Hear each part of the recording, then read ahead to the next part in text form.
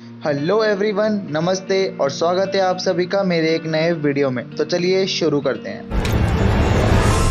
I'm back. Terminator movies को हम 1990 से देखते हुए आ रहे हैं। टर्मिनेटर फ्रेंचाइज बेस्ड है सुपर हाईटेक रोबोट्स के ऊपर, जिसमें ऑटोनॉमस रोबोट्स को भेजा जाता है पास में ताकि वो लोगों को मार सके। और ये सारी कहानी कनेक्ट होती है एक पॉइंट पर आकर जिसपे सारी फ्रेंचाइज बेस्ड है। चलो ये तो हो गई ऊपर ऊपर की बात। अब बात करते हैं इस मूवी की फ्रेंचाइज की। इस मूवी में टोटल 6 मूवीज रिलीज हुई है अभी तक। और इस मूवी की टाइमलाइन इतनी बवासीर है ना, मतलब आपको एक समय तक समझ तो आ जाएगी, लेकिन जितना आपका दिमाग खर्च हो जाएगा ना उसको पूछो ही मत। तो सबसे पहले मूवी बाय मूवी जाकर हम फ्रेंचाइज का कंसेप्ट समझ लेते हैं कि भैंस की आंख 1984 से मूवी आ रही है, आखिर करना क्या चाहती है। और मैं मूवी को एकदम सुपर शॉर्ट टर्म में समझाऊंगा, नहीं तो वीडियो बहुत ज़्यादा लंबी हो जाएगी। तो सबसे पहले हम बात कर लेते हैं हमारी ओरिजिनल टर्मिनेटर मूवी की, जिसको डायरेक्ट किया था जेम्स कैमरॉन। मूवी का कंसेप्ट एकदम शॉर्ट में समझाऊं तो 2029 से 1984 में एक टर्मिनेटर आता है जिसको प्ले किया है आर्नोल्ड श्वार्ज़नेगर ने सारा कॉर्नर को मारने के लिए। मूवी में उनका नाम TX-101 है, जिनको भेजा है स्काईनेट ने।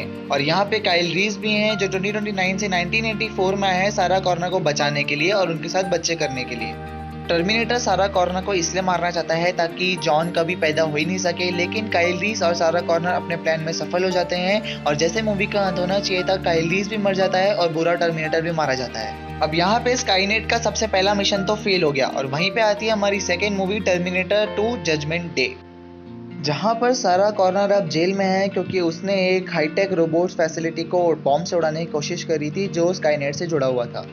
अब इस बार स्काईनेट ने एक और रोबोट भेजा है TX-101, क्योंकि पिछला मिशन फेल हो गया था, इसलिए इस मिशन में वो बहुत ज़्यादा हाईटेक है और एकदम लिक्विड मटेरियल पे बना हुआ है। और इसीलिए जॉन कॉर्नर ने भी एक अपना हाईटेक रोबोट भेजा है जो बिल्कुल पिछले वाली तरह ही टर्मिनेटर की तरह दिखता है, लेकिन इस बार वो अच्छा है और इस बार वो सारा कॉर्नर को बचाना चाहता है और ना कि मारना।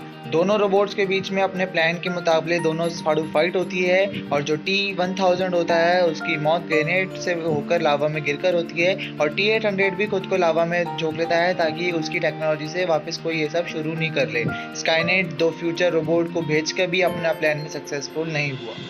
तो अब बात कर लेते हैं हमारी movie terminator 3 rise of the machines की। ये मूवी रिलीज हुई थी 2003 में। इस मूवी में अभी भी स्काईनेट एग्जिस्ट करता है फ्यूचर में। मूवी में जॉन कॉर्नर को मालूम था कि उनकी फाइट होगी रोबोट्स और इंसानों के बीच में, वो भी लॉस एंजल्स में फंसा है और उसकी माँ सारा कॉर्नर अब मर चुकी है। अब फ्यूचर से स्काईनेट फिर से एक टर्मिनेटर भेजता है ह्यूमन रेजिस्टेंस के बाकी के लोगों को मारने के लिए। ये TX-1000 की तरह तो है ही, लेकिन अब इसमें बिल्ड इन वेपनरी भी है। और जॉन फिर से अपने फ्यूचर से एक टर्मिनेटर भेजता है जिसका नाम है T-800-150, जो कि बिल्कुल पिछले मूवी की तरह दिखता है, जो कि जॉन कॉर्नर और सारा कॉर्नर को बचाने के लिए आया है। फिर से दोनों रोबोट्स के बीच में अपनी अपनी फाइट होती है अपने अपने मकसद के लिए, लेकिन इस बार जजमेंट डे को टाला गया है, उसको रोका नहीं गया। अब साइबरट्राइन सिस्टम्स ने स्काईनेट बना लिया है मिलिट्री के लिए हेल्प के लिए, और मिलिट्री ने उसे एक पॉइंट पे चालू भी कर लिया था वायरस को मारने के लिए। और जैसे ही उन्होंने ये किया वैसे ही जजमेंट डे शुरू हो गया। मशीनों ने इंसानों को मारना चालू कर दिया और न्यूक्लियर जंग छिड़ गई। जॉन कॉर्नर और सारा कॉर्नर ने एक न्यूक्लियर बंकर में चले गए, जो कि उनको करना नहीं था और उनको मालूम भी नहीं था कि वो एक न्यूक्लियर बंकर है। हाँ, लेकिन उनका बचना भी ज़रूरी था क्योंकि उन्हीं को फ्यूचर में जाकर स्काईनेट से लड़ना है। स्काईनेट एक पॉइंट के लिए इस मूवी में जीत भी गई थी, लेकिन पूरी नहीं। फिर मूवी आती है टर्मिनेटर सैल्वेशन, जो रिलीज हुई थी 2009 में। पिक्चर शुरू होती है 2003 में, जहाँ पे साइबरट्राइन की एक डॉक्टर मार्कस को एक कॉन्ट्रैक्ट साइन कराती है। जब लीगली उसको मार दिया जाएगा तो उसकी बॉडी रिसर्च पर्पस के लिए काम आएगी और उसके ठीक 1 साल बाद जजमेंट डे हो जाता है। एक लिस्ट जारी होती है जिनको मारना होता है, जिसमें पहला ही नाम जॉन का होता है, दूसरा नाम काइल रीज का होता है। सिर्फ जॉन को मालूम होता है कि फ्यूचर में जाके काइल रीज से उसका बाप बनेगा। फिर मूवी में मार्कस की एंट्री होती है जो TX-100 से लड़ रहा होता है और जहाँ पर काइल रीज ने उसको बचा लिया होता है। फिर जैसे ही कहानी आगे बढ़ती है तो मार्कस को मालूम पड़ता है कि जॉन एक स्काईबॉर्ग है और उसको मारने आया था, आधा इंसान और आधा मशीन। और फिर उन्होंने उसका बेस तबाह कर दिया होता है और मार्कस ने भी स्काईनेट से खुद को अनलिंक कर दिया होता है। और फिर एंट्री होती है हमारे ओरिजिनल टर्मिनेटर की TX-100 की, जहाँ पर जॉन और मार्स दोनों मिलकर टर्मिनेटर 3X-100 को मार देते हैं। वहाँ पर जॉन की हालत थोड़ी खस्ता हो जाती है और वो दोनों मिलकर स्काईनेट के बेस को तबाह कर देते हैं। और मार्क्स भी जॉन को अपना दिल देने के लिए तैयार हो जाता है, ट्रांसप्लांट के लिए। दोस्ताना नहीं चल रही है यहाँ पर। और फिर जॉन मार्क्स को सिग्नल दे देता है कि अब जंग खत्म हो गई और बस पिक्चर वहीं खत्म हो जाती है। चलो, इस मूवी का कंसेप्ट तो थोड़ा अलग है। फिर आती है हमारी मूवी टर्मिनेटर जेनेसिस, जिसमें बिल्कुल ही टाइमलाइन अलग है। मूवी शुरू होती है 2029 से, जिसमें जॉन रीस जो एक साइबॉर्ग है, वो एक आखिरी हमला करने जा रहा है स्काईनेट पे, और वहीं पे अपने टर्मिनेटर TX-100 को पास में भेजा जाता है सारा कॉर्नर को मारने के लिए। और काइल रीस को पास में भेजा जाता है ताकि वो सारा कॉर्नर को बचा सके। लेकिन ध्यान देने वाली बात यह है कि अब टाइमलाइन बदल चुकी है और काइल रीस ये देखता है कि जॉन पे कोई फ्यूचर रोबोट हमला कर देता है और उसका नेक्सस पॉइंट खुल जाता है, जिससे उसको दो टाइमलाइंस दिखने लग जाती है। एक वो जो उसने जी थी और एक वो जो उसने बिल्कुल कभी देखी ही नहीं थी। लेकिन फिर भी उसको ये थोड़ा बहुत कन्विंसिंग लगता है, क्योंकि उसको ऐसा लगता है कि बिल्कुल रियल है। और फिर ये TX-100 और दोनों एक दूसरे से फाइट कर रहे होते हैं, जहाँ पे अपना नया TX-100 मारा जाता है गोली से, जो गोली मारी थी सारा कॉर्नर ने। अब क्योंकि टाइमलाइन बदल चुकी है तो सारा कॉर्नर भी अब दबंग लड़की बन चुकी है। और जो टर्मिनेटर का मोटिव था सारा कॉर्नर को प्रोटेक्ट करने का और प्रोसीजर के मुताबिक जॉन को पैदा करने का, और वो हो चुका था। और यहाँ पर ध्यान देने वाली बात यह है कि स्काईनेट का नाम ही जेनेसिस है। फिर हम देखते हैं कि जॉन अब एक साइबॉर्ग में बदल चुका है, क्योंकि जब काइल रीस पास में जा रहा था तो किसी ने जॉन के ऊपर हमला कर दिया था और उसको हाइब्रिड साइबॉर्ग में बदल दिया था।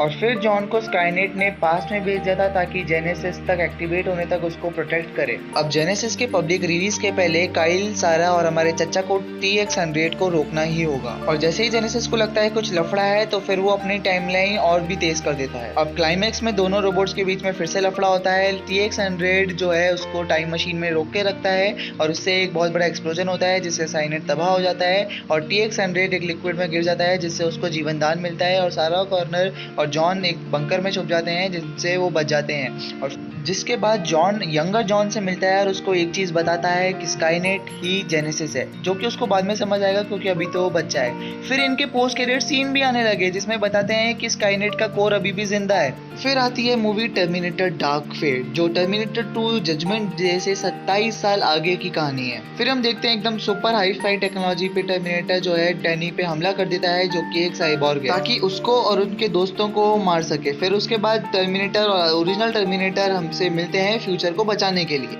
अब जहाँ पर हमने सारी मूवीज की बात कर ली है तो हमें कंसेप्ट समझ आ चुका है कि स्काईनेट में पास्ट में भेजो, पास्ट को बदलो, फ्यूचर अपने आप बदल जाएगा।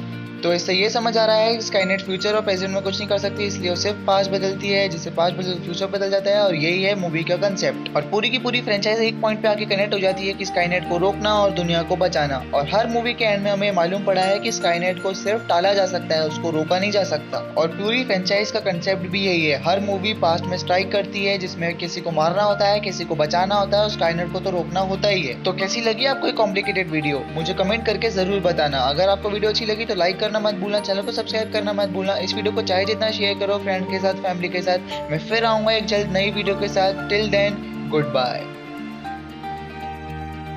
मैं प्रेम दा प्याला पिया, मैं प्रेम दा प्याला पिया, एक पल